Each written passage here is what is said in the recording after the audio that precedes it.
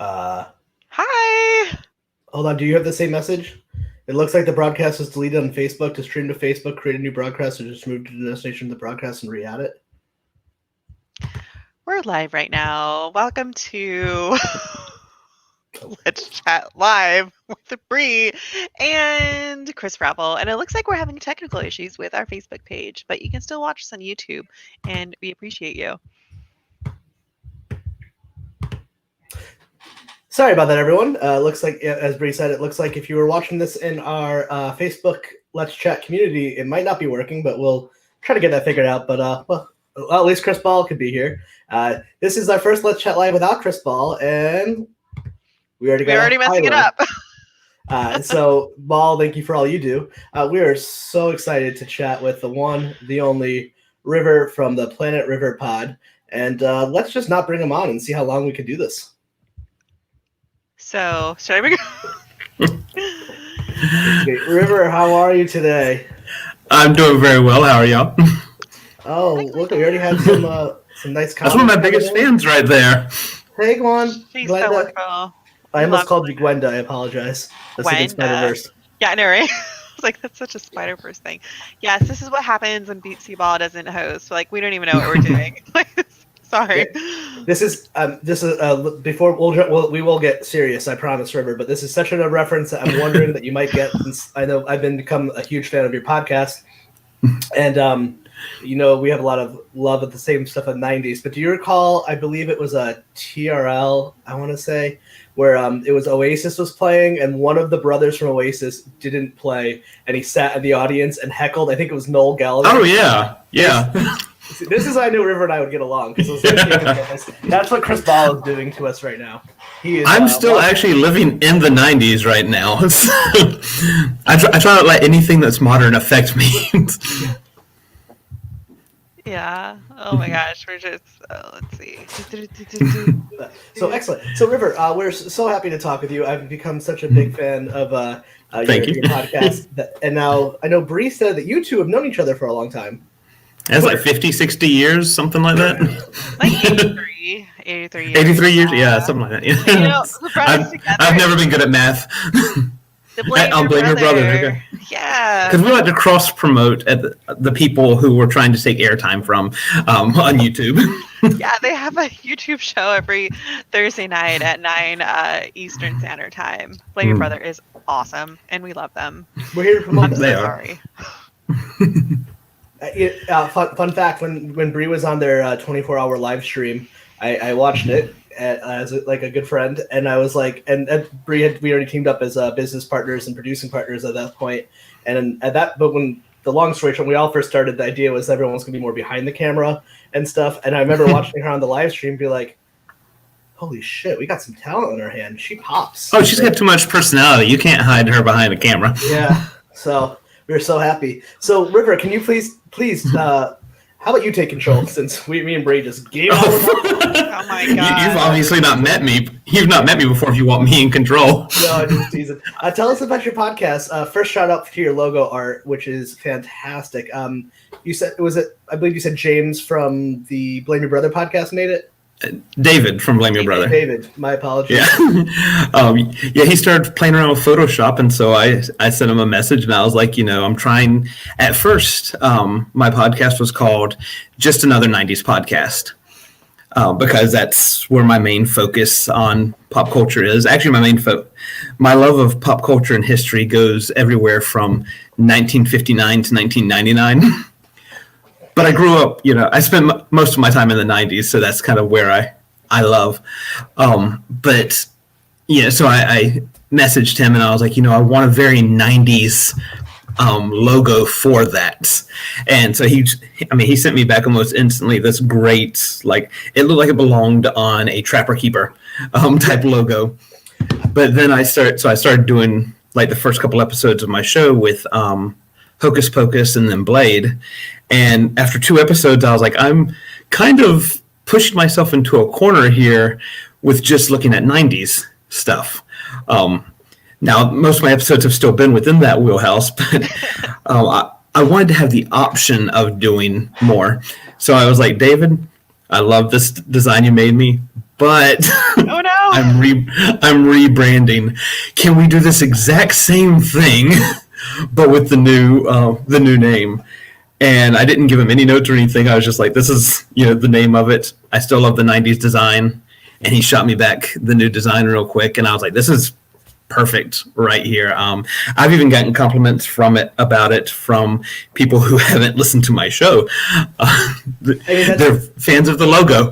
That's huge. I mean, that's like one of the, for some inside baseball, if you're anyone out there starting a podcast, if you're taking like whatever amount of money you're going to put into it, you should put, let's say you should put at least like an equal amount into your recording equipment to your logo. Your logo is the most important thing. It's the same thing as like going to the record. You know how many times I would purchase a record or a CD just based off the cover?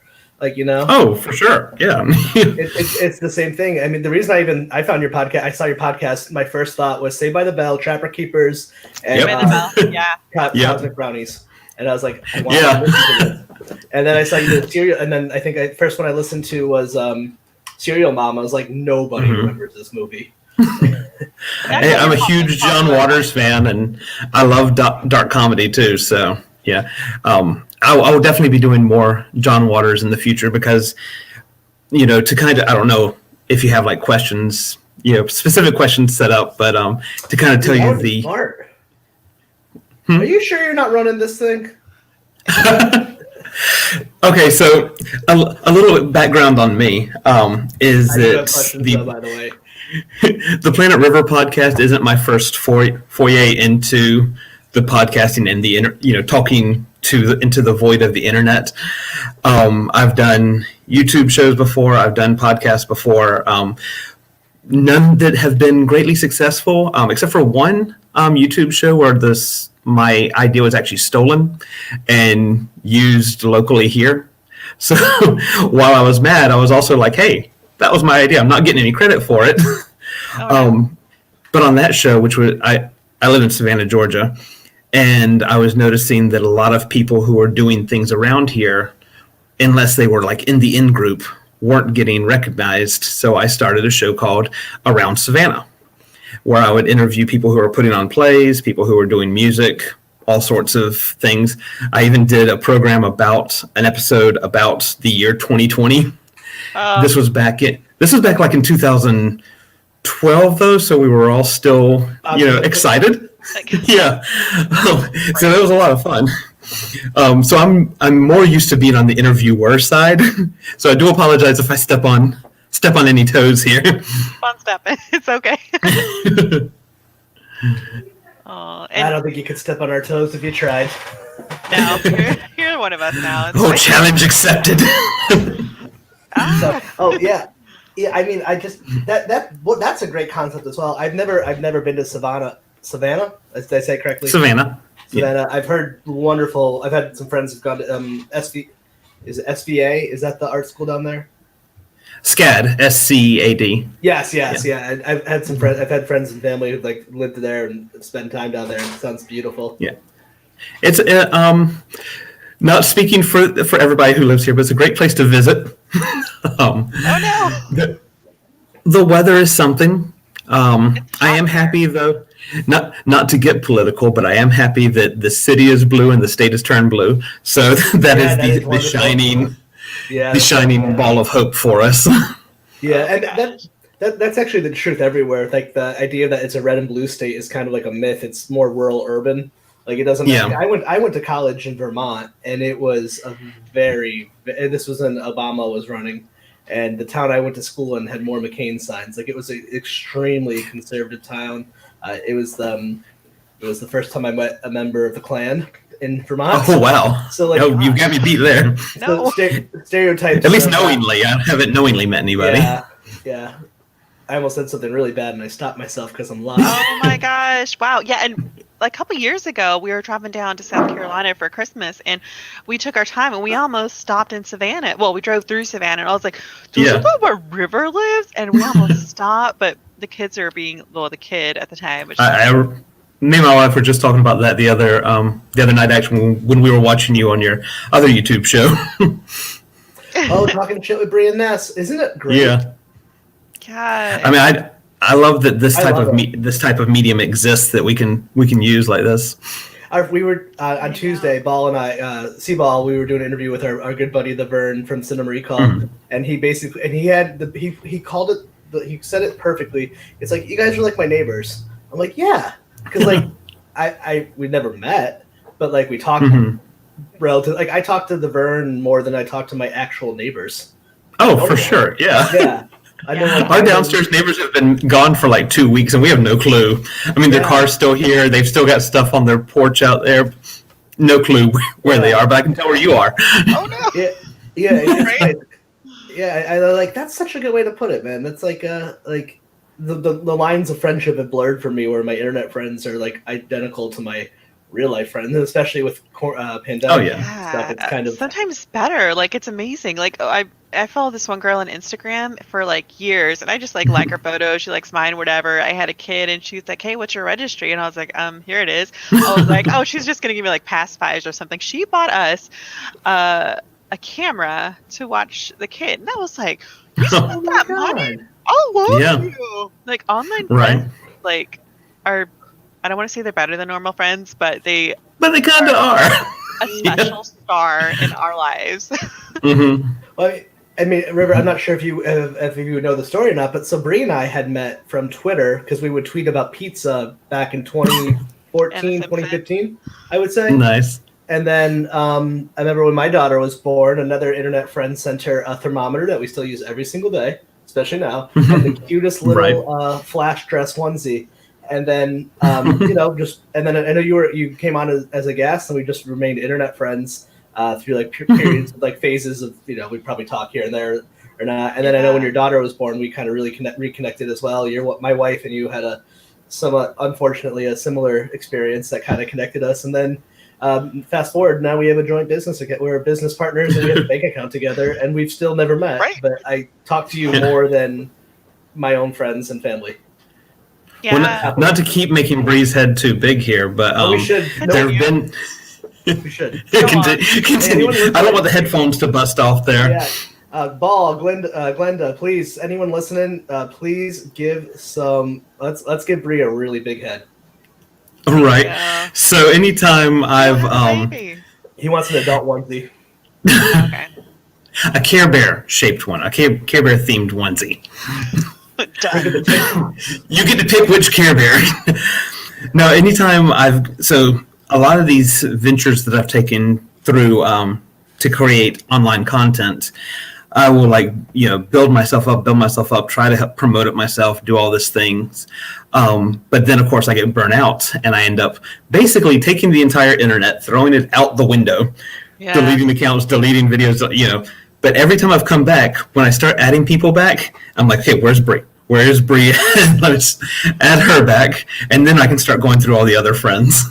Well, you went through this period where you were offline, and I couldn't find you. I was like, where's River? And I kept asking, like, BYE Pod. I was like, oh, I'm good at disappearing. I missed you. I missed your content.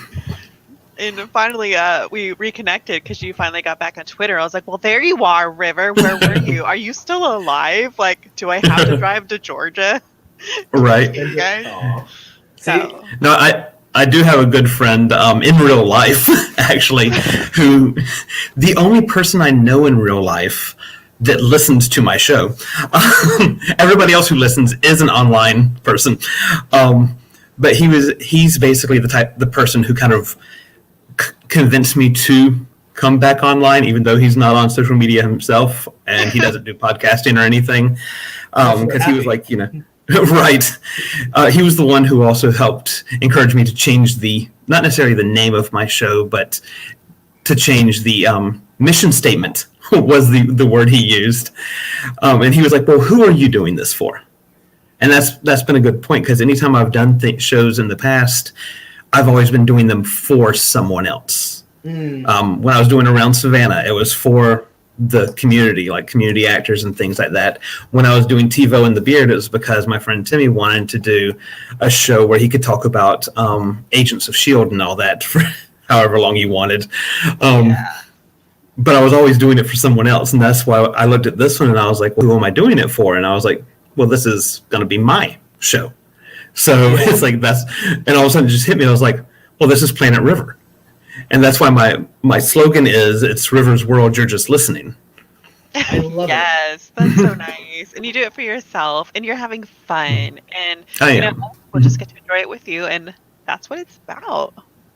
Now I do hope to have, start having guests and stuff on. In fact, not tomorrow's episode or Friday's episode that will be airing, but next week, I'm going to have my first special guest when I talk about Guardians of the Galaxy.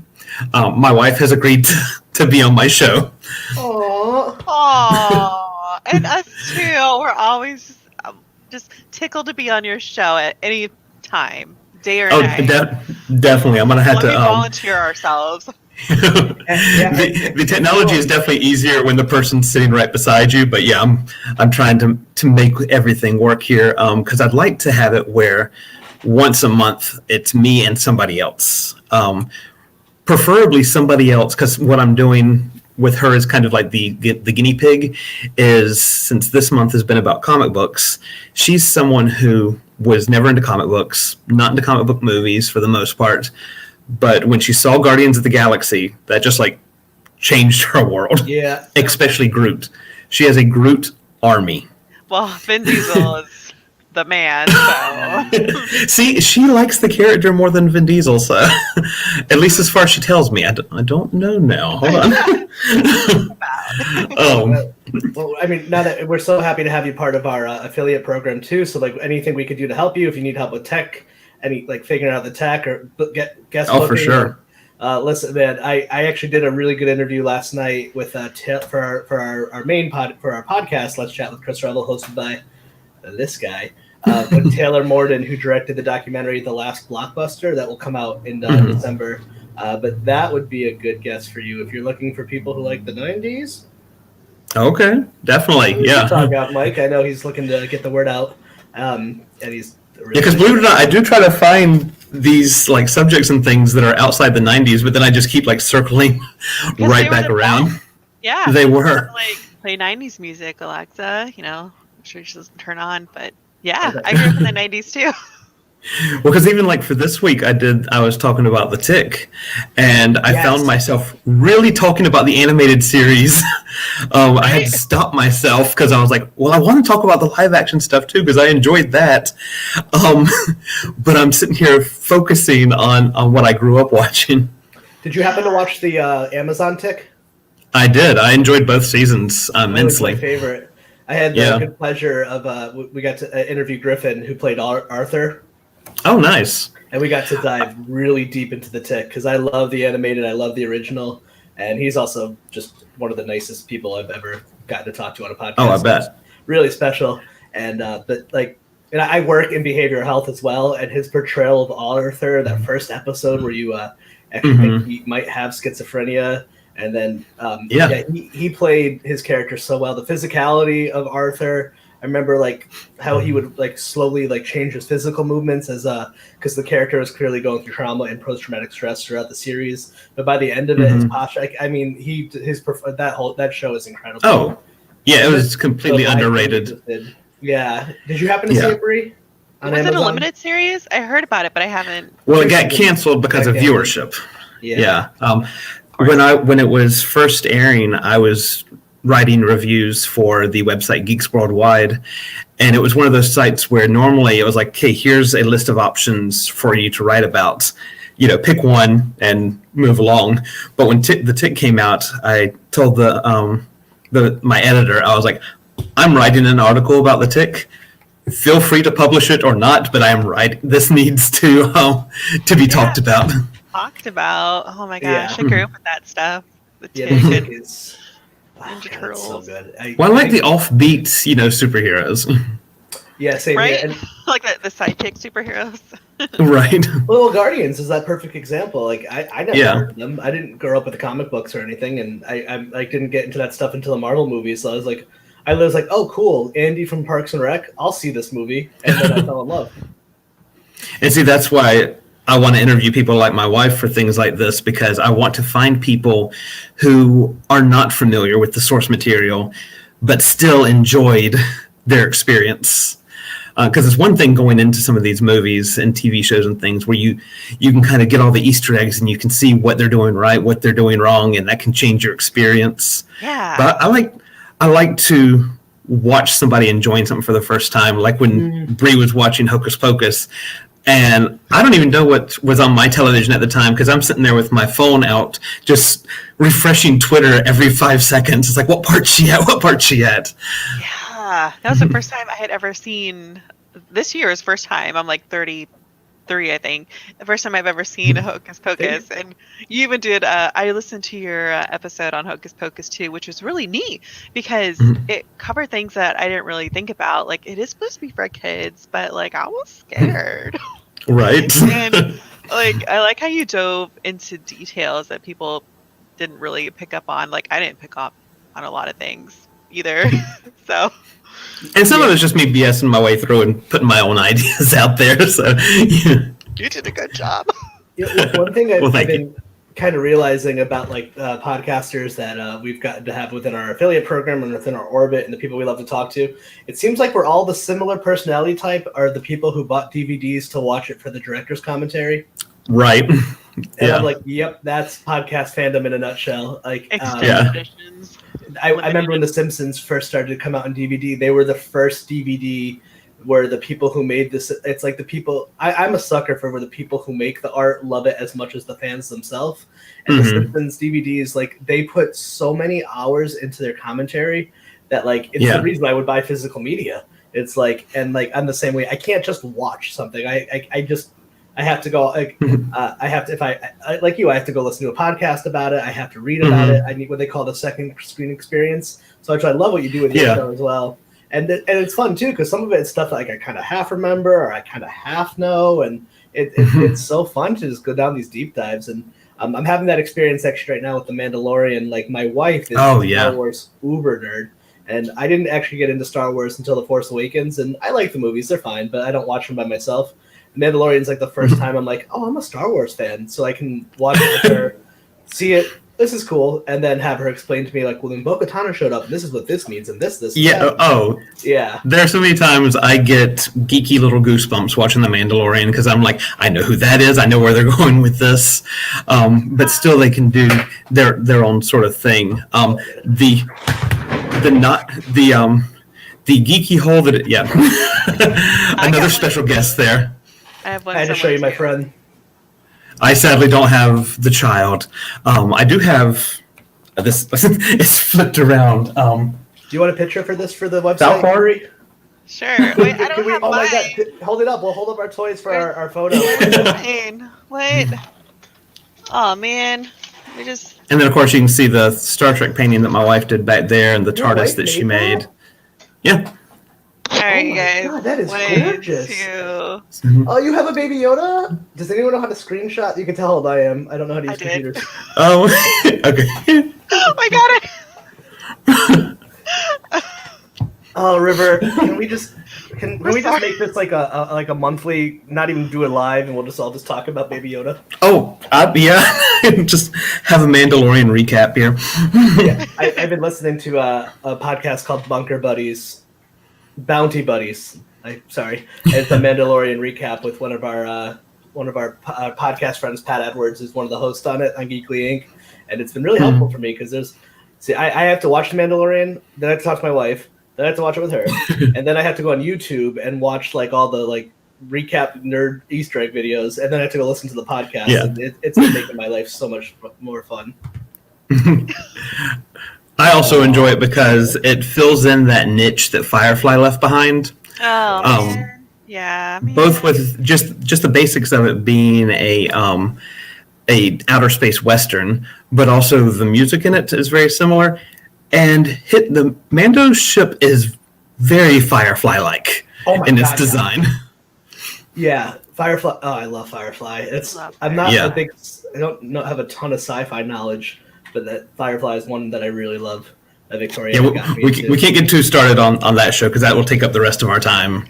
Plus, you want to talk for 3 hours. That's what we need to talk about there. What did the creature do? What's his backstory? I need to know. For one of my college projects because I went to college a little later than I probably should have. But for one of I forgot what class it was even for. It wasn't a theater. I mean, it wasn't a movie class or anything, but I did Firefly for a midterm. It was either a midterm or a final project. I talked about it. Oh, I love that show. Of course, I'm also the same person that did a final paper on podcasting. How late did you go to school? I just graduated this past summer. Hey, congratulations! It is never too Thank you. late. You know, when you stop learning, you're doing something wrong. So Yeah. Oh, that is true. I do agree with that. I went to Landmark College, and it was not uncommon. We had a lot of, because it was a school. Still is. It's focused for students with learning disabilities. So there are a lot of people who didn't. There was a lot of people who did. It was not uncommon to have people come into school to finish or start, and I don't want to say later in life, but not 18. So like that was very common. But hey, congratulations! That's wonderful. What'd you get your degree in? English. Major in English, minor in history. Oh, so you talk good and stuff, yo. Because I don't want to be employed. Yeah, I was gonna say that. You're like, right? No one else does, apparently. I might as well have majored in philosophy. It's fine. Yeah, well, you can argue yourself for that raise for a job you're never gonna get. Just correct Chris's grammar all the time. It'll be. Yeah, you can correct. Oh, that's and his spelling. You, man. I'll just take a red pen down Twitter and just start correcting everyone. It's just gonna be a whole red pen with Chris tweeting. Hey. Just kidding. We love you. Oh, I'm fully aware of that. More importantly, let's take the spotlight off of you and talk about your wife's painting again for a second. That is gorgeous. Your wife. Let me see if I can move my laptop a little bit. She's an art teacher by trade. Oh. But she can do everything. You have fans on here. Sorry, she's sitting on the couch across there, being shy. And famous, and that we love her art. Does she do commission work? Is that a TARDIS? TARDIS. That's a TARDIS. Oh my! What did she get that? That she did out of clay. You made that? She did. Like how? Yeah, the River Wife. Her name's Leanne. River's wife. River Wife. Man, you are so talented. She is. I mean, she makes bracelets. She paints. She does clay. There's nothing that she cannot do. Don't let her fool you. That is not true. That is true. She even wove a basket. Oh my goodness! Is it out of plastic bags? Please. Does she have like an Etsy shop? Well, this was with yarn. Wow. What's that? Does she have like an Etsy shop? Because one of my favorite things is nerd-themed crafts that my wife and I buy for each other for our holiday presents, and Christmas is coming up. So let's talk afterwards. Yeah, because her and her friend do have an Etsy shop, but they promote themselves about as well as I promote myself. Oh my goodness. I'm giving her the death glare while I'm talking about her behind her back here. Glenda, I don't know where you live, but you have fans all up and down the East Coast and wherever. Tennessee. In Tennessee, I'm in Rhode Island, Bree's in Virginia. So, Leanne, you're famous. You're the East Coast. You're famous now. Because you're being promoted here on live internet. Let me get some more artwork. Just walk anytime. Yeah, anytime somebody comes over to our apartment for the first time, I don't give the typical tour. I will show them the literal wall of art. What I'm going to have to do tomorrow is I'm just going to go around taking pictures of all the art around here, because everything hanging on the wall, except for our calendar, has been created by her or our daughter. Most of it by her. Oh, I did do one piece of art. Terrible. Did you? Is it? I think it's terrible. Is it in the bathroom? No, it's the toilet. So it's a paint palette that I did in the style of Bob Ross's paint palettes. So, but that's my creativity is more in words than in physical things like that. Well, I've always been jealous of you creative folks, because it was never something I would have considered myself, because up until maybe like episode 200, which was like a year ago, I felt like I finally was good at being good at a podcaster. Like I can get my music, like there's lots of stuff, and so I never like understood that creative, or like I don't get it, and I get so jealous of it. So it's nice finally at 36. I'm like, I feel like I have that outlet that like your wife and daughter have now, except theirs is something that is a physical. I'm happy. I feel like I'm good at this, but like the painting, like my dad and my mom are both very gifted and talented. My brother is a great guitar player, but not this You're guy. talented and wonderful, Chris. We love you. Thank you, but I can relate 100% though, because I had I wrote a parody essay on Shakespeare's Sonnet 130 that won an award at the university. And I'm proud of that. And I know I did a very good job at that, but it's still one of those things where it's like I have to pull out this like 10-page essay to show everybody and then pretend like they're going to read it. Where with, their stuff, I can just be like, hey, look at this. Yes. I had to keep remembering since the screen is flipped, I have to keep remembering which side things are on. My favorite thing at Comic-Con is Artist Alley and buying mashup. Did James do this too, Brie? I'm drawing a blank. Our Golden Girls, us as the Golden Girls. You keep saying James. It's David. It's David Brewington from Blame Your Brother. Who is this James? I don't know. They're getting a lot of credit today. Because it's John, Lee, and David, so none of those are James. It's like you remember it wrong once and you can't unwire it. Like whatever you do. Yep. It got stored incorrectly. I apologize. But I'm just file corrupt. I get so I'm a love it. I mean, our whole house is filled with Comic-Con art and stuff like. I'm just oh my god. I'm in my daughter's playroom. I can't see in front of me, but the art in here is like is that kind of stuff. So yeah. Don't you love that? Yeah, that is the one good thing about living in Savannah is downtown has a very good art scene, not just because of SCAD, but for other artists as well. And we've gone down there and purchased, different pieces of art, whether it be most of them that we've bought have been just prints of the art because what they want for the full piece is a bit out of our budget. Yeah. But it's still nice being able to support people who are doing this, type of handmade physical art like that. Yeah. Speaking of that, recently I was having an issue with Amazon, not delivering everything. And then you said something that just absolutely inspired me. You're like, I stopped doing Amazon. And I was like, maybe I should stop doing Amazon and support local artists because it's not like Amazon needs any money. So you have to inspire me with your words. Thank you. See, I'm good with words. That's where my art is there.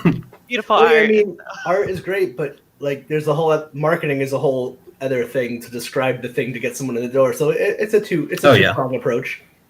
It's and to prove my point with leaving Amazon being a good thing, you notice how they never replied to me when I answered your post there. So it's like they obviously didn't need my money.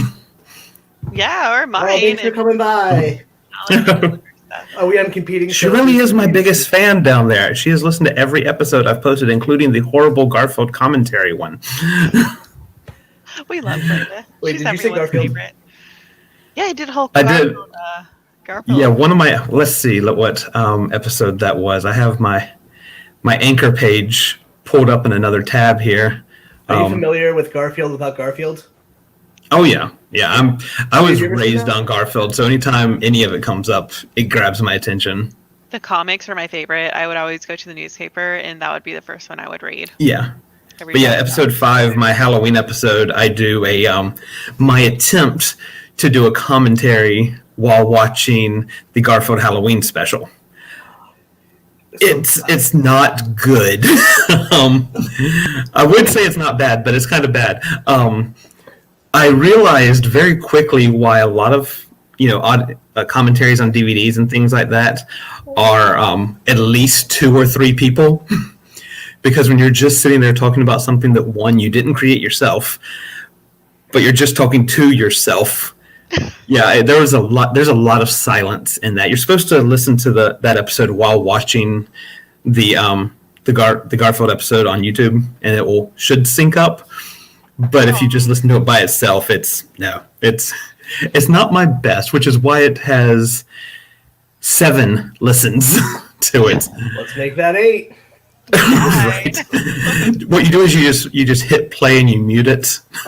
That way it still counts as a listen. It counts as a listen. Oh, I love that. Do you prep a lot for your shows? Or for that one, do you just go in and see what? With that one, I just went in. I did a little quick blurb about what Garfield is. I assume most people already knew. And then my history with growing up watching Garfield, watching the show, watching the holiday specials. But yeah, no preparation on that one. Normally, what I do is I write my introduction because I'm trying this new thing where I do my introduction in a similar style to the movie, television show, comic, whatever it is, does. So like for Doom Patrol, I try to copy the voice of Mr. Nobody from the show. For the Birds of Prey one, I do my best Harley Quinn impression as the intro. And for the Tick one, I try to do my best superhero intro for that. Yeah. And then I have my basic notes. And then I kind of, once I get towards the end of that, I let myself kind of go a little free there. Have fun with it. Mm-hmm. Oh my gosh. Yeah, because like I said, I'm doing it for me. So. Yeah. What's the favorite episode that you've done? My favorite episode is also my most popular episode, Serial Mom. Serial Mom. That's why Serial Mom. Yeah, for some reason that one just everything fell in line right. That's also where I started doing the intro to match the film intro, where I say this podcast is based on a true story. And yeah, for some reason that one just everything flowed right. To toot my own horn, it was all one recording. There was no editing on that at all, no start and stop. And in some parts you can kind of tell that I did it all in one take. But yeah, it was something that just everything, to use the terminology of the youth, it all vibed the right way. Oh, you created the vibe, I see. The vibe. Yeah, no, I've heard that word so much this week in different contexts. I've heard the word vibe. I was like, well, I need to use it. I've got to use it so it will become unpopular. Yep. Same. Let's take a gentleman skateboarding to some Fleetwood Mac, drinking some cranberry juice, and call it a vibe. Right. Oh, one of the reasons I can't stand TikTok, and I know Bree is one of its newest residents, not willingly, is because you have all these people, all these youths who are discovering new things thanks to TikTok. And it's like, this stuff's been around forever. I saw the one that really got me was the person who learned that powdered sugar is made by, you can powder sugar by blending it, or, powdering sugar. Wait, really? Yeah. Yes, you can make your own powdered sugar. Yeah. What? With regular sugar. How did you think they made powdered sugar? Just you buy it at the store and it's just there. Maybe this was a bad example. Those youth these days. I know. It's like these 20-something-year-olds here. Yeah, I don't have any skills in the kitchen. But yeah, it's in the title, powdered sugar. We're not trying to make it complicated. Right. I was today years old. Yeah, there's a funny thing on TikTok. It's like, to the older generation, they're on TikTok. To the people born in the 1990s, and like, oh, yeah.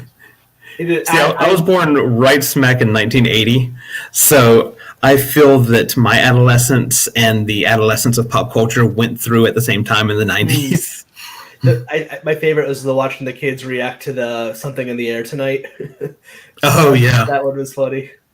Yeah, they make some good ones with that. Yeah, but it's funny too. But even like when people, the Fleetwood Mac thing with the younger generation, like I can't even come at it and be like, "How did you guys just learn about this?" Because at some point I was that age, and another generation was doing that to me when I discovered rumors. So this is like what. This is like the third generation discovering that record, because I wasn't born when that came out, I don't think, or I wasn't aware of Fleetwood Mac at that age. I was older when I learned about them. And see, that's the reason I think that I don't give them as. Yeah, I grew up with. We canceled Blame Your Brother. We did, I don't believe in cancel culture, though, so we can't do that. Because it's not a real thing. Right. Again, that's old farts. We don't believe in things like this. It's called the outrage industry for a reason. Tooth Fairy, yes. Cancel culture, no. And maybe that's just the dad in me. Yeah. But with the Fleetwood Mac thing and things like that, the reason I don't give them as much credit as, thankfully, some people do, is because I feel like I grew up in the 60s and 90s at the same time, because my mom always listened to oldies music and my dad listened to classic rock. I was watching Sean Connery play James Bond at the same time I was watching Pierce Brosnan play James Bond. So I feel like my brain just kind of flips these numbers. So when somebody says, I've never heard of Fleetwood Mac, I've never heard of ELO and people like that, I'm like, how? It boggles my mind. Right? We grew up listening to music on the turntable, and Sade was on. And the first Christmas gift that my wife gave me when we were, I think we were still dating, I don't think we were engaged yet, was a turntable. I want because one. I had all my records, but I didn't have anything to listen to them on. Yeah, I just got into ELO for the first time. Oh, enjoy that. See, I am jealous of people who are just now getting into the greater bands like that. Yeah, like my mom is like Beatles and like and pop and I great, like very current. And my dad was a big, it still is. He actually hosts a radio show at Wesleyan University, Acoustic Blender, that you can listen to. But so he was a more like folk person. So I had like kind of a gap with classic rock because like I didn't have a stereotypical dad listening to classic rock. Like it was always like Pete Seeger and Dylan and like old, like really old, like Dolly Parton was like a lot of old country. So like, not that it was new, but I didn't have that nostalgia for Zeppelin and those things until I got into this. Until I found pot is when I discovered Pink Floyd and that stuff. Wow. I was wondering if I heard that right, but Yep, you did. Can I tell you the best memory? The youth's using the words like cannabis. Yeah. I remember when we were... The weed, the marijuana. I don't think I'll use the person's name because they might not want me to, but I remember when I was younger, as a teenager, probably like 15 or 14 or something, probably like 15, that my neighbor and I, our friend, we broke into his dad's gun cabinet and stole all his and took his cannabis and then got really high and listened to Pink Floyd's The Wall. And his dad came home and we were like just lying on the floor melting into it. And he just looked at us. He's like, all right. So you went in wanting the most stereotypical experience possible.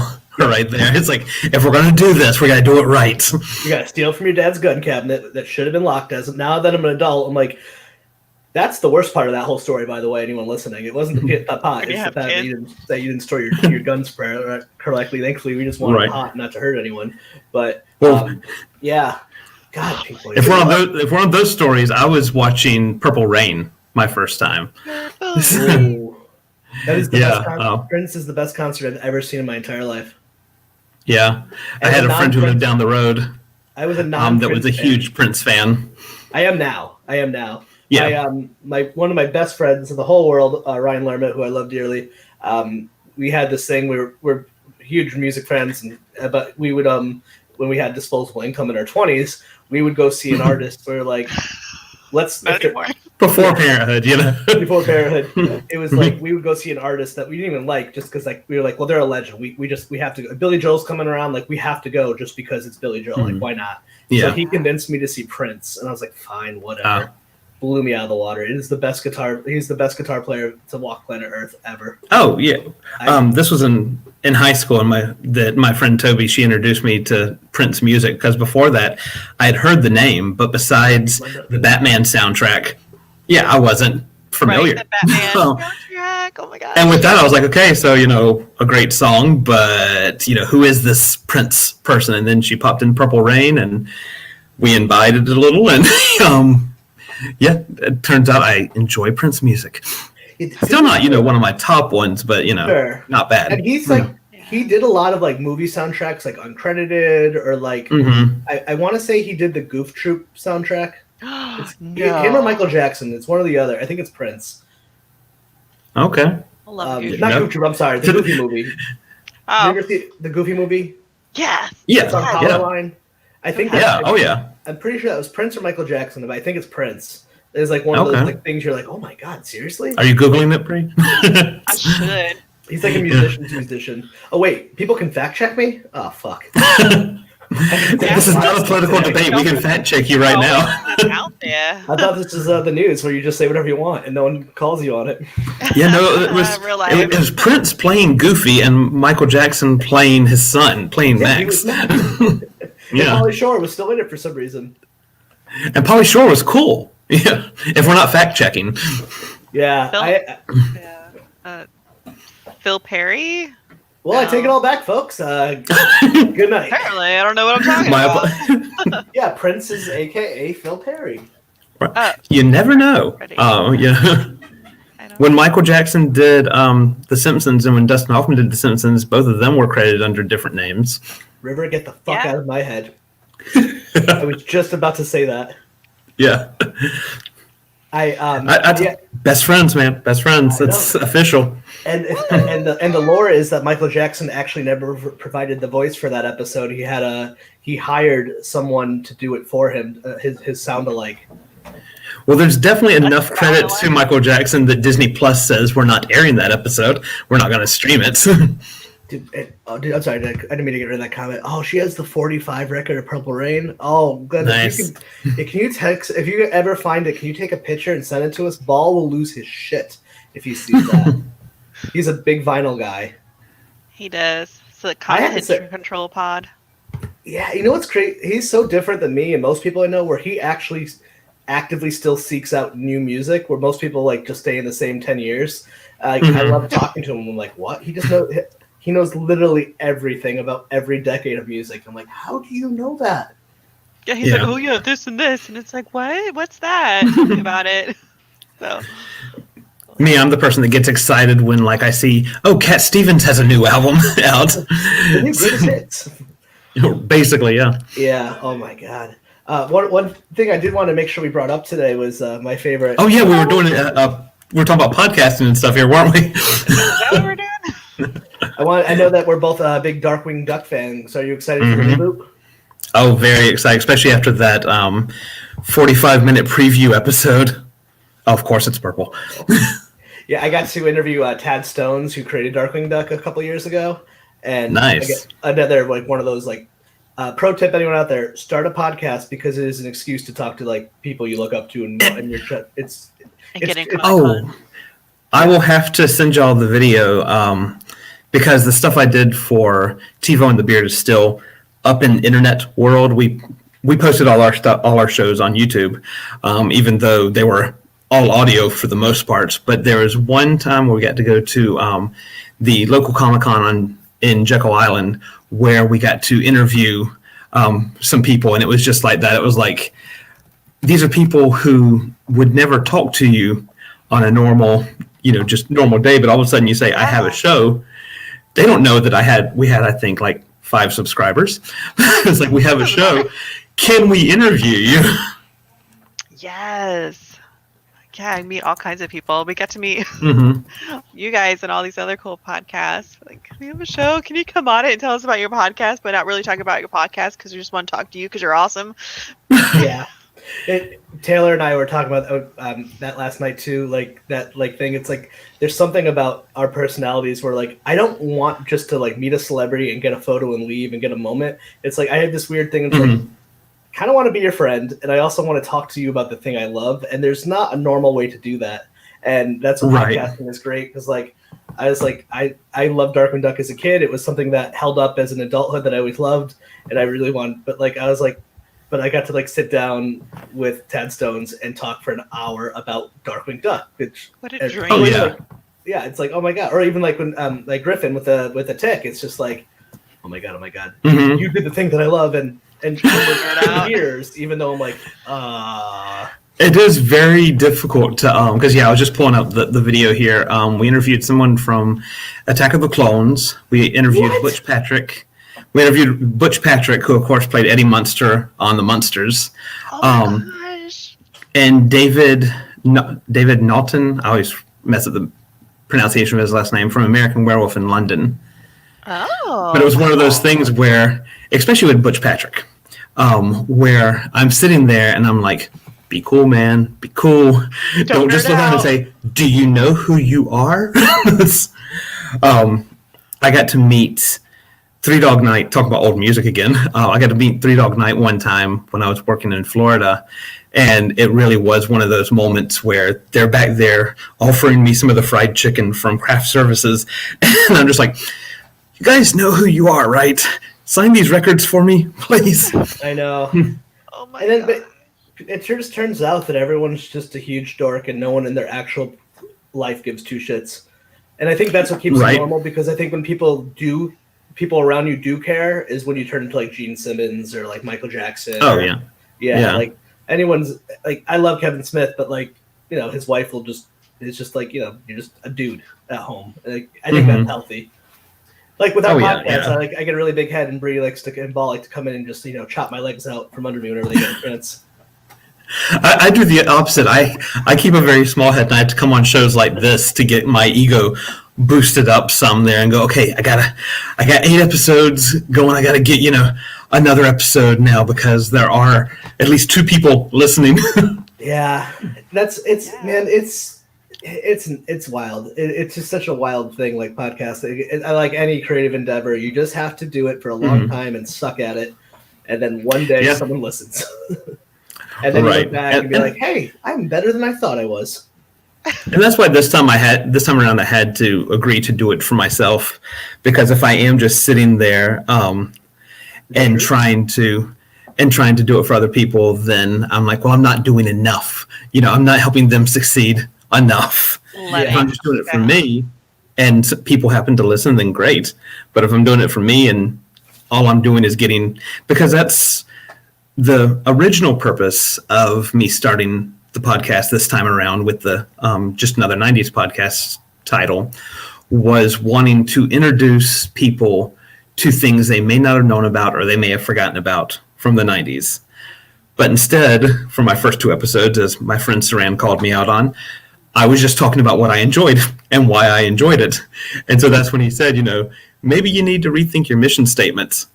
And so I thought about it, and I was like, well, why do I want to do a podcast? And the reason is because I listen to tons of podcasts. Most of them are, you know, the smaller names. The biggest ones I listen to are like Welcome to Night Vale, because that's just great writing. And then a lot of the podcasts that the CBC, the Canadian Broadcasting Company, does, they're like very high quality podcasts as well. But most of the other ones I listen to are the ones that I also talk with people on Twitter or Instagram about and with, because I like that connection where I can say, hey, I heard your show. What about this, this, and this? And sometimes they reply back, sometimes they don't. Yeah. But for the ones that don't reply back, I'm like, well, I have an opinion, and I want to talk about, to be, you know, a little egotistical, I want to talk about what I want to talk about. About, you know, Serial Mom, and about, you know, my views on Little Shop of Horrors and things like this. And if it also happens that somebody listens to this and they go, now I want to check it out, like with Serial Mom, after my wife listened to it, she goes, oh, I want to watch that, because she had seen like parts of it before but never really sat down and enjoyed it, because dark comedy is not for everybody. And that's also why I decided at the beginning that I'm only going to talk about things that I like. It's not going to be a straight on review show, because there's enough of those out there. You know, people who are better than me at reviewing are doing review shows. Yeah. So I have an opinion show that may sound like a review sometimes. And also, when I was doing TiVo and the Beard, I found that I would kind of sometimes get stuck in the negativity, which is not good for somebody like me. And then I would just stop enjoying things, either because I announced the negativity and then I would re-listen to it while I was editing the show, or I'd have other people agreeing about how much the newest season of The Flash sucked or something like that. And I'd be like, oh, I can't enjoy that anymore. You know? So I'm like, I want to bring my positivity out there on the internet, because of all places, that's where it's needed. But also without it being all unicorn farts and fluffy ice cream and things like that. You know, I'm not sugarcoating things. And like you'll hear with my episode of The Tick this week, I have criticisms about, you know, how The Tick was marketed and right, and things like that. So it's not, while it is a positive show, I'm not going to sugarcoat things and say, well, everything was just great, like Birds of Prey. Everything was just perfect and nothing should be changed. No, there were things I didn't like about it, but I'm not going to focus my entire, episodes around those things. Yeah. Well, I couldn't agree with you more. And for anyone who does a podcast or any sort of creative endeavor, regardless if it's not a lot of money, like it's an investment of time. And like, for sure, you should put in time to something you care about. Like if you were doing this to like, literally, if I was just looking for the cash grab, I would just become the next Alex Jones. I'm like a chubby white guy. I could fit it right into that world. But I don't want to invest my time into that stuff. I want to talk about. I want to talk about what I want to talk about because this is how I spend my time when I'm not working or with my kid. And like, I chose, thankfully Bree said yes, but when I was trying to think of what my next step was and team up with the producer, I was thinking of, you're looking for skill, but I was like, who do I want to spend my time with? Because we spend a lot of time together and like, and that's like, it's like, it's so important. I think, honestly, the shows that people do it like, oh, here's a good angle and stuff, and no disrespect, they pod fade, they leave, and that's totally fine. I'm all for quitting. I quit almost everything else in my life, so I'm all for it. And I think your pod will go on forever because you like it, you care, like you want numbers, you want growth, you want these things. I want them too. Yeah, and that's the painful part of it. I was just talking to one of my tweeps earlier today about he had posted how you post something that's thoughtful and well thought out and all that. Damien's his name if he's watching or watches this later. You post something that's thought out and nobody likes it, nobody retweets or anything like that. But then these other people post like stupid things. You take something like on YouTube with CinemaSins, which is just flaming garbage. Yeah. But it has hundreds of thousands of views and however many million subscribers. And it's like, I want the numbers, but I don't want to sell myself like that. Because I would love to have a job where I was making money creating. That is like my goal from the. I've done acting before, like I said, podcasts, interviewing, things like that. I keep putting myself in these creative areas that have not been lucrative for the love of creating. But I'm not willing to create something that I won't feel proud showing somebody. And I can do characters. I could put on this, mask, so to speak, and do, like everything wrong with fill in the blank. But then I'm just going to hate it at the end of the day, like my Garfield commentary episode. And I did not promote that episode at all. How it got 7 listens, I don't know. Besides the person I see in our chat room there, I know she probably listened to it, and I'm sorry. But it's like that's one episode, so that's fine. I could learn from that and get past it. I couldn't keep creating something like that I wasn't proud of, no matter how many. If the Garfield commentary somehow got 500 listens, I'm not going to keep creating that because I wouldn't be proud of it. Yeah. How do you figure out what movies you're going to cover and talk about? Do you have just like a bunch of movies on your shelf that you're going to go through, or? Yes and no. So I like theme months. So October was easy because of Halloween. This month I decided comic books, and for next month I'm kind of toying around, and here's a little behind the scenes for anybody watching here. I'm toying around with not Disney December.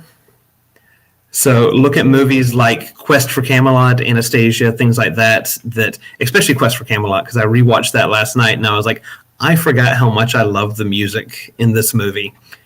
And I also forgot how bad the CGI for the troll is, or ogre, whatever he was. So good. If you don't already, we'll have to connect you with our other affiliates, the Defining Disney podcast. I love their show. Yeah, they surprised me. Okay, to make their heads a little big here. When I saw, because their logo is very subtle. It's got the big Disney D there. It's Defining Disney. So I was like, okay, I'm going to follow them on Twitter and Instagram, and I'm going to subscribe to their podcast because I want to be a good affiliate sibling here. But I don't want to listen to another Disney podcast. I love Disney. I'm a fan of Disney. I'm normally not a fan of talking to Disney fans, though, because a lot of them are like, well, what about this? And I'm like, I don't care that much. I've not seen any of the live action stuff because I'm going to watch what I want and not watch what I don't. And if they want to watch live action Lion King, or what I can only heard is the horrible Mulan live action movie, that's on them. I'm going to stick with my classics. But then I listen to them and I'm like, they're not just another Disney podcast. They are the type of Disney podcast for someone like me who wants to know more about, like, the Fantasia episode they did is my favorite so far. But they give you this information and this background stuff that is like, oh, I didn't know that. I want to know more about this now. I want to know, about the lost Fantasia footage. I want another Fantasia now because of listening to their episode. Yes. Oh man. And that's the podcast I want to be. They've inspired me. Detail. They do such a good job, and they have this whole grid and everything. Yeah. I know. Yeah. Brother Bear rewatch right now, and I'm gonna guest on their show. I know we're getting in everybody's way with this episode tonight. My friend Mark Gunn is a Celtic musician who is putting on an online concert tonight at 8. Of course, I'm like, well, I'm going to be taking up your time, your airspace too. We met. How did we meet Defining Disney? Was that you met them through Twitter? And they came to our Spider-Verse. We did the Let's Chat turned 7. We did a birthday bash. We teamed up with this company called See Alive. We did a watch party of Spider-Man Into the Spider-Verse because it's my nice. It's all the producers. It's our favorite movie. I like it on a personal level. I'd like to think of it. It's like my mission. Like I don't know, that I connect with that movie in such a deep level. And then we just got along with them so well. And then I found I listened to their podcast. And like, who are you? You're a unicorn. That was my thought exactly, because like I said, so much work. You take a logo like mine that's like right in your face and like saying, come look at me, come pay attention to me, please. And then you take theirs where it's like black background, this little purple Disney D, and you listen to them, it's like, I was not expecting just, and I know it almost sounds like a backhanded compliment. I was not expecting that quality of show. To kind of go back to what we're talking about with logos and all that, it's like, that's how you do it. You give this little subtle logo and then you blow them out the water with your actual show there. Absolutely. Yeah, and for them, and actually everyone on our affiliate program, I have to say that, like, it's like Game On and Dumbfound Dead, like all these podcasts are like in their, under 20 episodes, and like, it's like, you're from the 90s, you understand. Remember the SNL skit where Will Ferrell was born a full-grown man? Oh, yeah. Yeah, that's how like some of our affiliate podcasts who are like baby podcasts are, like Dumbfound and Game On and Defining Disney, even yours, like they come up to me, it was like, you are polished as like, what the heck? Thank you, Chris, for that. So good. Like, if you go back better than you think. Yeah. Like my early Let's Chat episodes, not good, and that's okay. I was learning. Oh, and, look up some of the old episodes of TiVo and the Beard. Some of those were not good. And they're not supposed to be good. It's not. I don't think it's a bad thing, but it's just so funny. I listened to like Game On and Dumbfound and your podcast, Died Disney, and I'm just like, how are you this good right off the bat? Yeah, and I listen to them, and I'm like, okay, now how can I incorporate what they do without stealing it directly there? Well, good artists copy, like, great artists steal. Engagement on Twitter and social media. Like, that's how I found Chris Rebel, and that's how I found like all the other podcasts. Like, I did this tweet. I said, who wants to be reviewed? Podcast, to write name and send me a link and I'll listen to it and I'll review it and stuff and subscribe. And that's how we met Defining Disney. But our podcast community is amazing. Like, everyone's super nice. Oh yeah. So talented. Like, it's inspiring. So it just helps us keep doing what we're doing. And with the affiliates program, we do it because we believe in these shows and they're damn good. So we listen to them. Yeah. Right. And it shows. It shows. They are. Yes. No, absolutely. I mean, it definitely shows with my results on Anchor, because I only have one listener in Rhode Island. This guy. Yeah, you told me that when we talked last time. I was like, yes. So I know when you miss an episode. But I'm gonna get you in Rhode Island. Yeah, no, it's Twitter and all these things can be if you're not in the know of the internet, I guess it could sound like a cesspool if you don't know it. But I have found an amazing community of people on Twitter through the Potter Family hashtag, and I was on the network, the Corten Barts network, for years, and it's just I know I've had people surprise. I've had so many people who've done so many kind things, like and not even just like celebrities. I mean, just stuff like Brie, just like you have a baby and people send you presents. Like, who does that? Yeah. It, like, that stuff means it does mean something. It's when the dark thoughts kick in, that's the thing that is my light at the beacon, and my light at the end of the tunnel is the podcast community. It's the thing. Oh, for sure.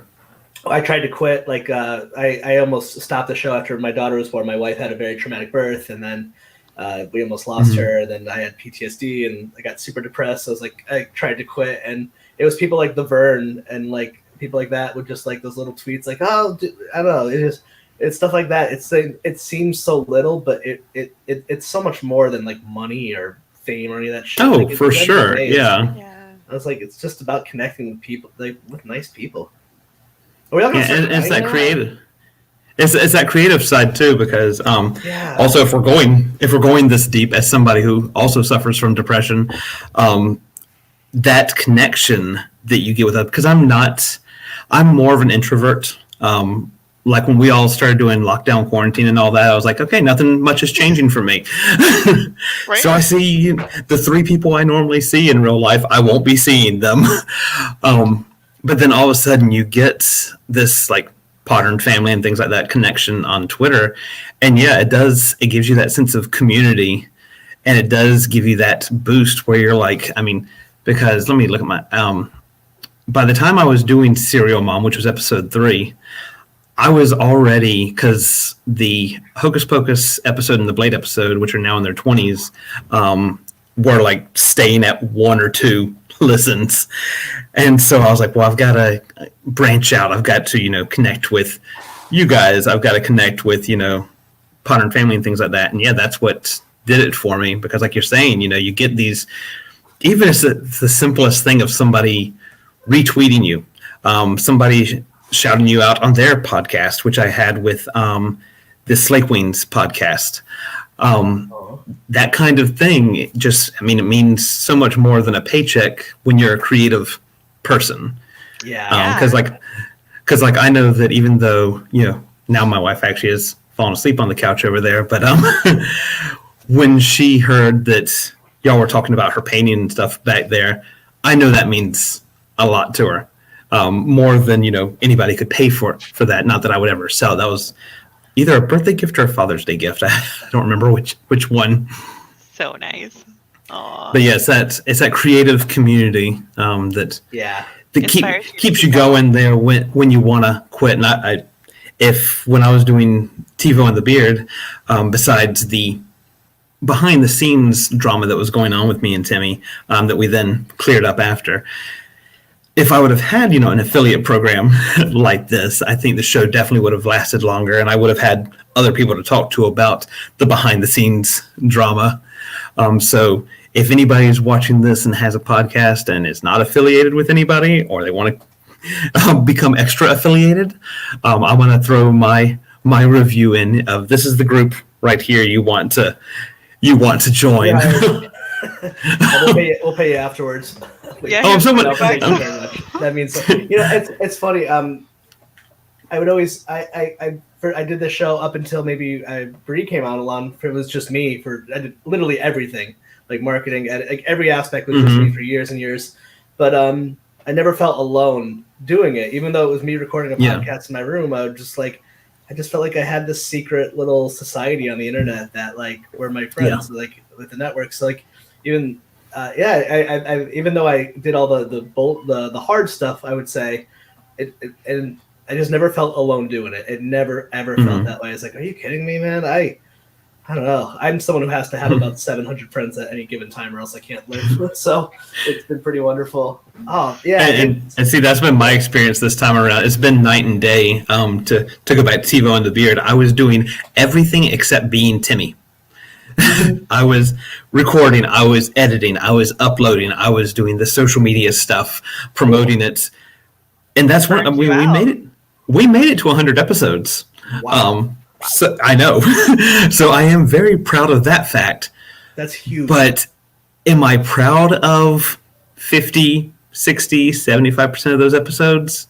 Not really, especially towards the end, because I could tell just by going back and listening to me, which is one of my least favorite things to do, that I was just basically sitting there waiting for my cue to talk, because I was like, I'm tired of doing this, because I know that if we record for an hour, I've got to scrub through an hour of content here, because he was very big on us not using our real names or real locations and all that. So if any of that slipped, it was like, well, I've got to go through all this now and figure out what we did, or if, I need to tweak something sound wise. And I'm not a sound editor. I'm more of a video editing person, but we weren't doing anything on video except for like 2 episodes. And so then transition to this where, this is completely different situation where even though I'm still doing the recording, I'm still doing the research, editing, things like that, I feel that I'm getting so much more help from you guys, from the community, with the marketing part, with the promoting part, because the worst person to promote me is me. Right. I know that that one of our affiliates, who I won't say right now because I don't want to admit I haven't sent him anything, wants ads from all of us. Oh man! And I told him, yeah, I'll do it, and I've not done it yet because I have the ads that I have on there for Blame Your Brother and for Slay Queen's podcast are ads that I made because I can talk about other people. I can, I can toot your horns until I'm blue in the face, but then it's like, well, why should I listen to Planet River podcast? Because I enjoy doing it. Because I'm the best The end. ever. What we should do is you should write ours and I'll write yours, and then have it recorded. Because me and Bree do this all the time. Like, we're always very good at doing everything except for ourselves. So sometimes it's like, I'm going to do this for you and her for me, and that's having a partnership. It's like, I don't know what you want. Right. What do you mean talk about myself? I was like, Bree, we're like, Bree, can you make an ad for your biz shirt for Benjamin Design? And like, no. And I'm like, all right, well, I'll do it for you. Well, okay, great. Let's do that. We'll hire someone to do it for you because I don't know how to. But still, like, and vice versa. Well, that's why I had to reach out to David for the logo, because it was like, well, not only am I not comfortable enough with Photoshop. I mean, there are a couple things I play around with, like when I put my face on the Serial Mom picture and on the but that took me forever to do that small stuff. So I'm more than willing as a person to reach out to somebody else and be like, hey, how do you see this? I'll describe to you what I am, what I'm doing, and you send me back what you see from these words, because I can do the word part. So you do the vision parts, right? Yeah, it's funny. Well, I mean, that's the reason therapy exists, because no one, you as an individual, you can't have a good view of yourself. You need an outside perspective. Oh, yeah. I just met with mine yesterday. And that was basically what I told her too. I was like, any introspection and stuff I've done, I said, to quote a 90s MTV PSA, I learned it from watching you, okay? I know exactly what you're talking about. And then when Scrubs referenced it. Oh, yeah. Oh, man. Oh, God. We come back. Oh, wow. It's been like over an hour. We went over our hour. Oops. Oh. We'll have to come back and do a whole. We should do a podcast of forgotten MTV TV shows that do you remember the era of MTV News that was actually really, really good journalism when they had True Life, Biorhythm, Behind the Music, which was featured, but still. I remember there was a series they did, the history of hip hop, the drug years, like really insightful journalism that I just absolutely love, that I wish I could find. We should do we'll do a whole podcast about forgotten all the MTV stuff that no one else remembers but the biggie except me. From real MTV. Yeah, and then it turned to like Room Raiders or whatever the hell it was, but I was such a I was like, come on, play the biggie. I may have watched a few episodes of Room Raiders. I'm not gonna lie. Yep. Yeah. I don't believe in guilty No pleasures. shame. I believe in enjoying what you're going to enjoy. So, Yeah. Oh my goodness. Oh, River, this Exactly. was. It has been a very long day, but thankfully I got to take a nap before we did this, thanks to my wonderful wife. But this has been a bright spot, and hot take. There's not some good stuff happening out in the real world, so it's nice to have an escape. Really? Really? Yeah. It's not just all, peaches and cream out there right now. I haven't been, on the edge of my seat waiting for my state to turn blue since, the 3rd of November. Yeah, if anyone doesn't know, I work in a hospital, and it's as fun as you can think it is right Yeah. now. I'm currently unemployed, and that's as much fun as Sorry. you think it is, too. Yeah. I went from all right, I'm feeling really safe to all right, I'm going to guarantee be around someone with COVID now, and hopefully Right. I don't get it, and I'm trying very hard, and so far hasn't got it, but Yeah. it fucking sucks. But this Yeah. is such a bright spot, maybe this and The Mandalorian tomorrow night. I'm very excited Yep. about. And your podcast and your wonderful Southern accent and your wife's art is bringing me so much joy. Yeah, we talked about your accent. We love it. Well, I don't know. After watching your show the other day, Bray, that mint julep accent you were doing, What are you talking about? See, You got to Pillars. go back and watch it. You slip into that little mint julep accent for a while. Oh no! When I get tired, I'm gonna tell you, Brie goes from trickles out. sometimes Bless her her heart. accent is like Rose from Golden Girls.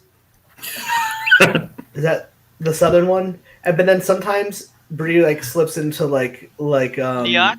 like John Gotti's wife or something. So it's oh my god, peaches and cream, and then it's and then all of a sudden pot. I can't do Talking the Long Island accent. Yeah. Oh, you boys are some real trouble. I can't even do it. But What are you doing? What are you guys doing there? Yeah, you have Yeah. a Southern accent or a New York accent, and then our other fellow affiliate Don is from New York City, but he lives in Indiana, so he's got a really thick Brooklyn accent. But then sometimes the Midwest will slip out, so we'll be "Hey y'all." Yeah, he's like, Y'all is a great come word, on. though.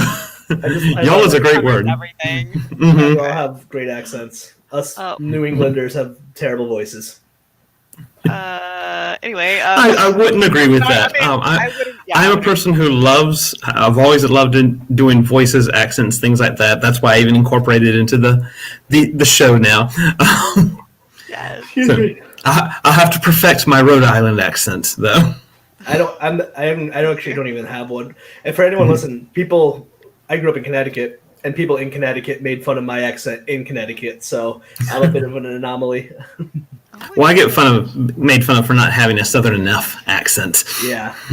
Yeah, make it Oh more my Southern. Lord. This is Georgia. This is how people are supposed to talk. Georgia's pretty sad. Georgia. I thought Joja. Savannah had Joja. Get According 13 to- syllables there. According to an episode of The Office, though, I thought Georgia had more of the Savannah accent with the molasses in the mouth. Is that not accurate? Well, see, it sounds more like you're up towards Atlanta now. Hot Atlanta. Yeah, hot Atlanta, yeah. Yeah. Near Fayetteville, Marietta. Marietta. Yeah, Marietta. this is how people in Rhode Island, outside of Providence, in Johnson, it'd be they don't use the R, so it's a lot of oh my god, park the car. Oh my gosh. I live in Warwick. They don't Right. use the R. I live in Warwick. Well, see, and then a lot of Georgians take those R's because my grandmother used to always talk about the washer or washing your car. It's like, where are these extra letters coming from? And then you meet somebody from Boston, and it's like, oh, they stole the R's. Yeah, and pencil is pencil. Get your pencil. Where's your pencil? Hey, Well, my daughter calls crayons crowns, and I don't know where she got that from. Crayons. Crayons. I'm very sensitive to accents and stuff. If I listen to stuff, I'll pick up the voices or Mhm. when I went to North Carolina, I came home. I still say y'all from one trip to North Carolina 10 years ago. I have family from North Carolina, and yeah, it's a different world. Where's Covington, Georgia? Have you been there? I've not been there. See, you're both Where in is that? states that are so large. I'm in Rhode Island. I've literally been everywhere in Rhode Island in the same day multiple times. But you could live in Georgia your whole life and never go to the other northern or something. That blows my mind. Well, Georgia has the most counties east of the Mississippi. Yeah, no one in the New England would ever even refer to the Mississippi as a location of not in a bad way. It's Right. It's just so funny. Before we do wrap it up, I just watched one of my favorite Netflix shows, Somebody Feed Phil, and they did the Mississippi Delta. It's a travel food show, and they did Memphis down to Mississippi. Yeah. Oh my god, I really want to go to Mississippi and So Memphis and go eat all the good food. And Right? see New all the Orleans, blues. too. Yeah. Nom nom. Oh, Covington's up near the Atlanta area. Yeah, I you're had a lot to. of Southern fan, huh? I love the South. When you grow up in New England, you get raised to hate it, but it's a beautiful place. I always like to say that people are more than their state government. I Right. Snobs like, oh, Alabama. I'm like, dude, no one in Alabama. If you go travel, no one's like, hi, let's talk about my state rep and my governor. Right, exactly. It's like, hey, here's what you should eat. How are you? Yeah.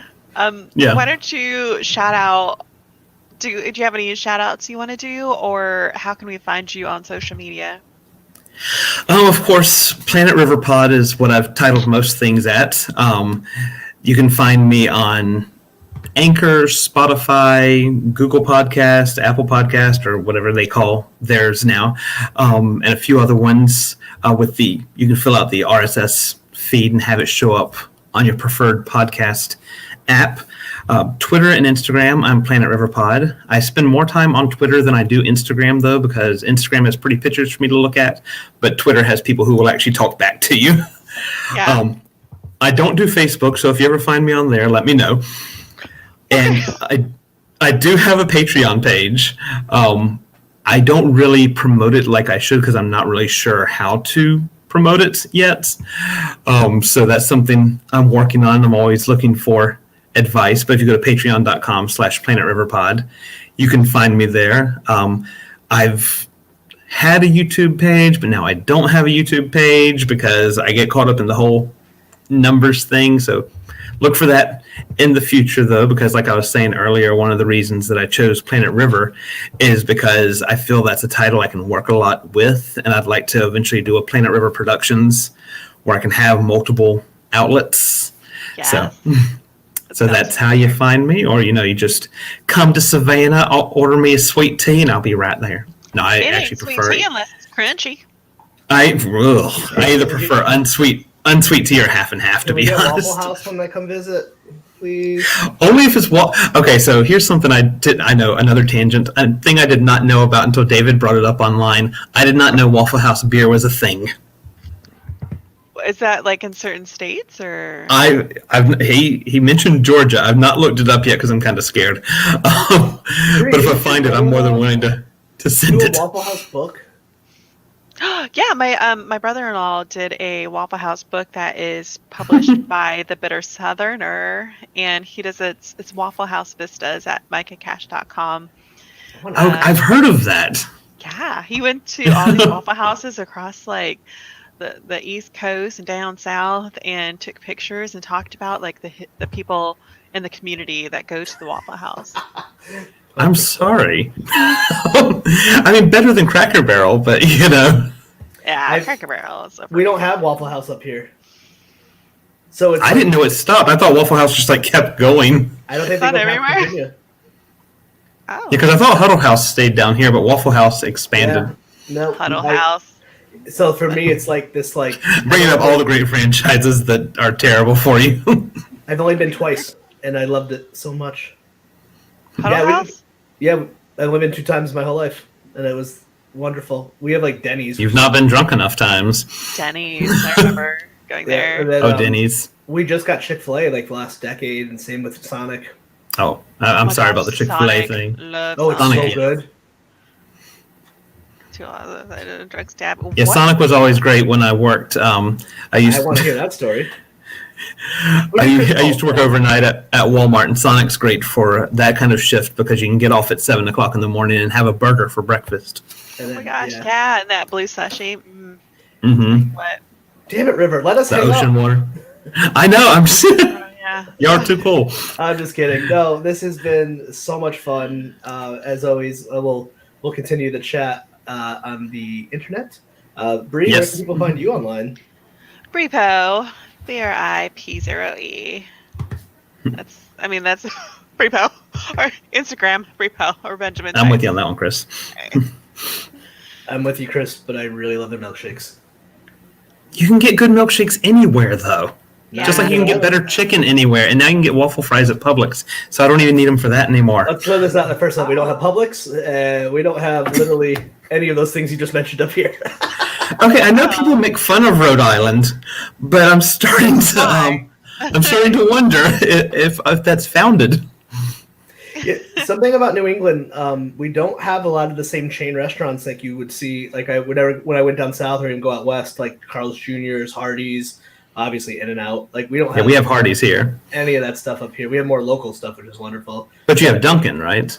Yeah, it's terrible.